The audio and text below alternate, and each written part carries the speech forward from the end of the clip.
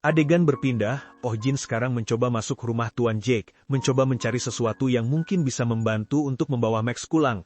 Aroma obat tradisional tercium tajam di seluruh ruangan, yang ternyata Tuan Jake adalah seorang herbalis. Bisa kita lihat juga bahwa Tuan Jake adalah seorang tuan yang sayang kepada peliharaannya. Sepertinya Tuan Jake sedang memburu Mandrake, kata Selena menunjuk gambar di dinding. Kemudian kita diperlihatkan flashback ingatan dari Max, di mana Tuan Jake dan Max sedang berteduh di dalam gua di hutan karena hujan lebat. Kita diperlihatkan Tuan Jake yang begitu perhatian kepada Max. Di saat mereka berdua menunggu hujan reda, Tuan Jake tidak sengaja melihat tumbuhan yang daunnya bercahaya. Tuan Jake terkejut, yang ternyata tumbuhan itu adalah tumbuhan Mandrake yang selama ini ia cari. Tuan Jake sangat senang melihat hal tersebut. Ia berniat untuk pulang sebentar mengambil alat. Tuan Jake meminta Max untuk tetap di situ untuk menjaga Mandrake hingga ia kembali. Max menggonggong, seolah mengiyakan apa yang dikatakan Tuan Jake. Di tengah perjalanan menerjang hujan lebat, tiba-tiba terdengar suara gemuruh. Tuan Jake kaget melihat tanah longsor dan tak sempat melarikan diri. Naasnya, ia tak terselamatkan. Tuan Jake meninggal tertimbun longsor. Ternyata, selama ini alasan Max tetap di situ dan mengusir orang-orang dari sana karena instruksi Tuan Jake yang meminta Max untuk menjaga Mandrake. Namun Max tak tahu bahwa kini tuannya telah tiada. Adegan berpindah ke masa kini, para polisi militer datang di harapan Max, berniat untuk mengakhirinya sore itu juga. Xuan masih bersikukuh mencoba menghalangi, namun mereka tidak ada yang mempedulikannya. Saat moncong senapan itu mengarah ke Max, Selena datang untuk menghentikannya. Sabarlah sebentar, ucapnya. Tiba-tiba terdengar suara pria yang memanggil Max. Max di sini tampak terkejut dan perlahan mengibaskan ekornya karena senang. Akhirnya, Tuan Jake sudah kembali untuk menjemputnya. Kau sudah lama menunggu ya, ucapnya. Max sangat senang, menggonggong tak henti-henti dan berlari memeluk Tuan Jake. Apa yang sebenarnya terjadi? Itu adalah Oh Jin yang memakai pakaian dari Tuan Jake, sehingga Max mengira bahwa itu adalah tuannya. Kini, Max sudah mau meninggalkan gunung dan kembali ke desa. Namun dia masih belum memahami bahwa tuannya kini sudah tiada. Semua orang yang melihatnya sangat sedih melihat Max yang terus-terusan berada di sekitar makam Tuan Jake.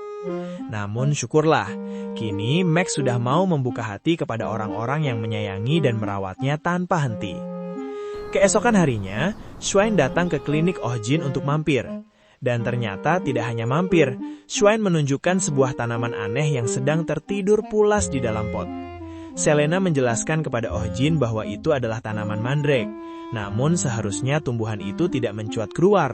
Xuan menceritakan bahwa setelah dipindahkan ke pot, tanaman itu mencuat dan tiap malam berteriak sangat kencang hingga membuat gendang telinga para warga kesakitan. "Tolong dokter, urus makhluk ini," ucap Xuan menyerahkan tanaman itu. Oh Jin menolak keras permintaan Xuan karena ia menganggap makhluk itu bukan binatang maupun tumbuhan. "Anda benar dokter, makhluk ini bukan hewan atau tumbuhan. Makhluk ini adalah monster. Dia ini iblis," kata Xuan ketakutan lalu langsung kabur meninggalkan klinik. Oh Jin di sini sangat kesal karena mereka meninggalkan makhluk tak jelas itu. Namun di sini Selena memberitahu Oh Jin bahwa semua bagian tumbuhan mandrake sangat berguna untuk pengobatan. Di saat mereka berdua berbincang, mandrake tersebut mulai bangun. Oh Jin dan Selena sudah bersiap menutup telinga mereka. Mereka mengira mandrake tersebut akan berteriak, namun ternyata tidak sesuai dugaan. Mandrake itu tampak terpesona setelah melihat Oh Jin yang membuat Oh Jin kebingungan. "Pak Kepala, coba keluarkan kalung Anda," ucap Selena. Setelah melihat kalung tersebut, mandrake itu makin kegirangan dan menari. Oh Jin heran melihat kejadian itu. "Aku jadi kesal." Adegan berpindah ke malam hari. Tiba-tiba tengah malam seseorang menggedor pintu klinik. Dengan mata mengantuk, Oh Jin membukakan pintu. "Untuk pengobatan darurat tengah malam ada tambahan biaya 30% ya," ucap Oh Jin yang masih mengantuk. Dengan panik, orang itu menunjukkan luka pada hewan peliharaannya yang seperti cakaran hewan buas. Di sini, Oh Jin kesulitan menghentikan pendarahannya, dan Selena memberikan saran untuk menggunakan daun mandrake. "Baiklah, Selena, tolong ambilkan," ucap Oh Jin. Ketika Selena ingin mengambilnya, mandrake itu memasang wajah seram, seolah tak sudi berhadapan dengan Selena. "Pak Kepala, sebaiknya Anda sendiri yang mengambil." Tanpa diduga, setelah Oh Jin berada di depan mandrake, tanaman itu dengan sendirinya mencabut daun dari kepalanya dan memberikannya dengan ekspresi yang aneh. Hal tersebut membuat Oh Jin merasa jijik. Setelah itu, ternyata memang benar, daun mandrake itu sangat berguna untuk menghentikan pendarahan.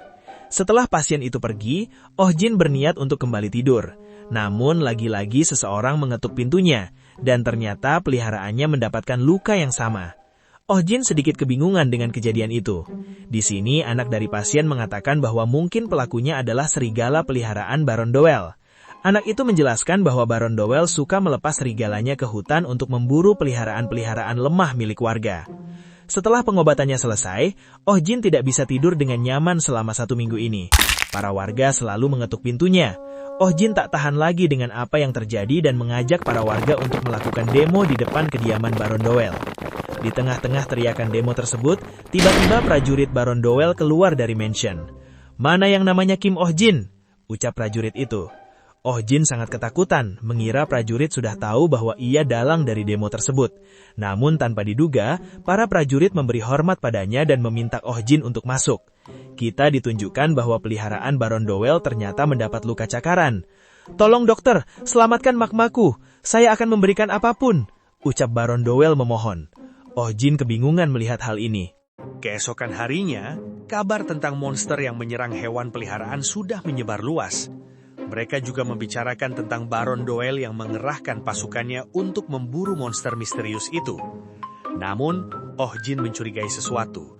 Ia merasa ada yang janggal dari peristiwa baru-baru ini. Karena hewan-hewan warga diserang di hutan timur, sedangkan magma milik Baron Doel diserang di hutan barat yang jauh dari desa. Selena mengiyakan ucapan Oh Jin karena ia juga merasakan banyak kejanggalan di kejadian ini. "Maaf sudah menunggu lama dokter," ucap salah satu orang yang ternyata hari itu Oh Jin sedang mengambil pesanan alat suntiknya. Oh Jin meminta si tukang untuk membuat alat-alat lain, namun si tukang menolak karena kesulitan mengerjakan rancangan dari Oh Jin. Tanpa banyak bicara, Oh Jin memberikan banyak koin emas dan mereka langsung sepakat untuk bekerja sama. Adegan berpindah ke klinik. Oh Jin memamerkan rancangan renovasi interior kliniknya pada Selena. Pada waktu yang sama, beberapa barang pesanannya kini sudah sampai. Adegan berpindah lagi. Kini Oh Jin belajar tentang tanaman obat dari Selena. Ada tumbuhan lunas flora yang jika dicampur air dan diminum, bisa membuat orang tertidur. Bisa juga ditumbuk halus. Ada juga air mata Farines, bisa dijadikan obat pereda nyeri. Kemudian ada Opherion, bunganya bisa dijadikan obat sakit perut. Lalu ada batang Cemiron, bila direbus lalu dimakan, bisa meredakan batuk. Kemudian ada Fluna Berry, cairan dalam buahnya bisa menjadi obat steril. Oh Jin tertegun mendengar tiap penjelasan. Ia terkejut bahwa di dunia ini banyak sekali obat manjur. "Tolong ajari aku, Dewa." Oh Jin bersujud ke Selena. Tiba-tiba, salah seorang warga masuk ke klinik, mengabarkan bahwa monster sudah ditemukan. Adegan berpindah ke malam harinya. Baron Doel dengan prajuritnya menuju tempat monster itu. Oh Jin membayangkan monster besar mengerikan karena mampu membuat perangkapnya rusak. Tak lama, anjing penjaga menggonggong mengejar monster yang sedang berada di balik pohon. Ternyata itu hanya seekor kucing. Beberapa prajurit mencoba mengatakan bahwa itu kucing liar biasa. Namun, Baron Doel yakin itu monsternya karena magma ketakutan. Oh Jin sangat kesal mendengar argumen dari Baron Doel. Segera para prajurit menangkap kucing itu. Baron Doel berniat menyiksanya di depan masyarakat sebelum mengeksekusinya. Oh Jin tidak setuju. Ia berdalih bahwa kucing itu adalah jelmaan iblis. Semua orang keheranan mendengarnya. "Lihat, simbol M itu adalah simbol iblis Corona the Pandemic," ucap Oh Jin. Corona? Pandemik? Semua orang kebingungan dengan apa yang dikatakan Oh Jin.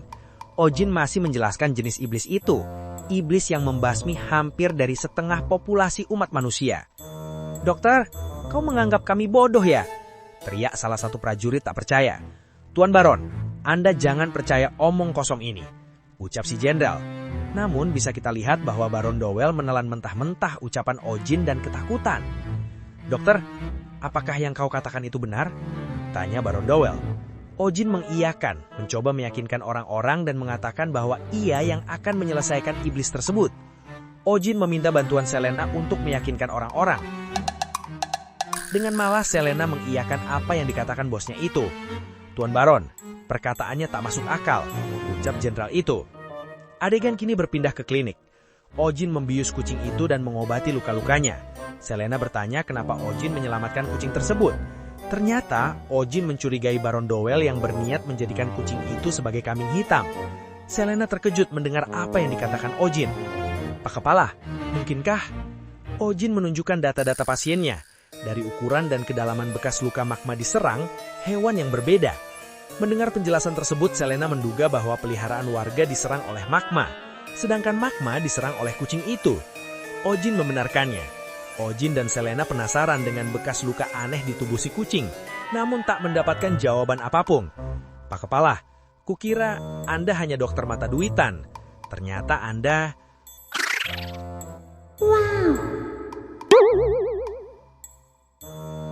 Keesokan harinya, suasana klinik begitu berisik. Orang-orang di luar kaget mengira di dalam klinik terdapat monster. Salah satu warga mengatakan bahwa Dr. Ojin sedang melakukan pemurnian terhadap iblis kucing. Dan ia menjelaskan bahwa Dr. Ojin bukan dokter biasa. Selain menjadi dokter, beliau adalah penyihir agung legendaris. Setelah mendengar omong kosong tersebut, para warga bersorak mendukung Ojin. Yang tak diketahui warga, ternyata Ojin di dalam sedang mencoba menyuapi si kucing. Di sini Ojin kebingungan harus melakukan apa. Ia terpikirkan tentang snack kucing. Seandainya saja ada itu, seketika kalung Ojin bercahaya dan menembakkan snack kucing itu tepat ke mulut si kucing. Seketika kucing itu langsung tenang dan menurut. Selena hanya diam keheranan melihat tingkah Ojin. Selena terus melihat kucing itu. Tiba-tiba simbol di dahi kucing itu berubah warna, meskipun Ojin tidak menyadarinya. Pak Kepala, misteri ini sudah terjawab, gumamnya. Kemudian kita diceritakan legenda Monoceros. Di zaman ketika naga masih berkeliaran dan seluruh dunia dipenuhi mana, Monoceros disebut sebagai hewan suci dan disembah manusia. Dimanapun tanduknya menyentuh, air akan muncul meski di tanah tandus, dan cahaya akan turun ke tanah yang gelap. Monoceros bisa memberi berkat karena jantungnya. Jantung mereka memiliki kekuatan yang bisa menciptakan mana. Tanduk di dahi mereka adalah saluran suci tempat mana mengalir, membuat siapapun yang menyentuhnya tak bisa menghindari kematian. Setelah masa kekurangan mana, Monoceros berevolusi menyesuaikan diri, dan populasi mereka makin sedikit. Namun posisi mereka sebagai hewan suci tak pernah berubah, sehingga tak satu pun berani memelihara mereka, kecuali satu orang, yaitu peri penyembuhan. Kemudian adegan berpindah ke klinik. Kita diperlihatkan Ojin yang sedang mengajari kucing itu untuk buang air. Dan kini, kucing itu memiliki nama. Ojin memberinya nama Kim Sunja. Malam harinya, adegan berpindah ke mansion Baron Dowell. Baron Dowell mendapatkan laporan dari intelnya yang mengatakan bahwa kucing tersebut menurut kepada Ojin. Apakah kucing itu benar bukan kucing biasa, Tuan? Tanya jenderal. Di sini, Baron Dowell ternyata sudah tahu bahwa kucing itu merupakan Monoceros, dan dia tidak menyangka bahwa dokter hewan itu menaklukkan Monoceros. Kudengar Monoceros tak mau menerima makanan dari manusia. Apakah orang itu punya cara khusus yang tak dipahami kami? Gumam Baron Dowell. Keesokan harinya, kita diperlihatkan pegawai baru Ojin, yang ternyata Ojin mencari pegawai baru karena Selena suka keluar secara tiba-tiba, dan pegawai barunya bernama Pio. Di sini Ojin melihat bahwa Pio lebih bagus dalam pelayanan pasien dibanding Selena. Sementara itu, Ojin baru menyadari bahwa suasana klinik hari ini begitu tenang, padahal sebelumnya selalu ramai binatang yang bertengkar. Yang ternyata penyebabnya adalah si kucing. Binatang-binatang itu ketakutan karena Sunja yang mengeluarkan aura mengerikan. Hari terus berlanjut. Pasien kali ini adalah Ping Ping, seekor floppy deer. Ojin begitu terkejut karena Ping Ping kini berukuran sangat besar. Sedikit terjadi cekcok antara Ojin dengan pasien hanya karena Ojin menyebut Ping Ping seekor hamster. Ketika pasien itu ragu dengan Ojin, Pio datang dengan meyakinkan bahwa Ojin memiliki bahasa berbeda karena belajar di tempat yang jauh. Ojin merasa terselamatkan. Baiklah Pio, mulai hari ini kau jadi pegawai tetap, ucap Ojin senang. Ojin kembali memeriksa Ping Ping. Di saat ia fokus memeriksa, tiba-tiba Sunja melompat dan mencakar Ping Ping. Tiba-tiba Ping Ping terpecah menjadi 3. Hal demikian membuat semua orang terkejut. Ah, dasar dunia gila. Setidaknya berjalanlah sesuai hukum kekekalan, geram Ojin. Di sini Ojin kebingungan menjelaskan hal yang terjadi kepada pasien dan mengira pelanggannya akan menuntutnya. Namun ternyata ia makin senang melihat Ping Ping jadi banyak. Ketika memeluk binatang tersebut makin erat, hewan itu terpecah lagi lebih kecil dan melompat ke segala arah. Ini bukan floppy deer. Tiba-tiba Selena datang menangkap semua hewan itu. Ternyata hewan itu adalah Bloop, dan meminta pelanggan itu untuk melakukan rawat inap. Awalnya pemilik itu tidak mau melakukannya, namun setelah Selena memasang wajah mengerikan, akhirnya ia setuju. Adegan berpindah ketika klinik sudah tutup. Selena menjelaskan pada Oh Jin bahwa Bloop bukan binatang alami. Ia adalah hasil eksperimen penyihir gila. Oh Jin terkejut. Ternyata di dunia ini juga ada ilmuwan gila. Di saat Selena menjelaskan tentang Bloop, tiba-tiba seseorang mengetuk pintu, dan yang datang rupanya adalah Baron Dowell.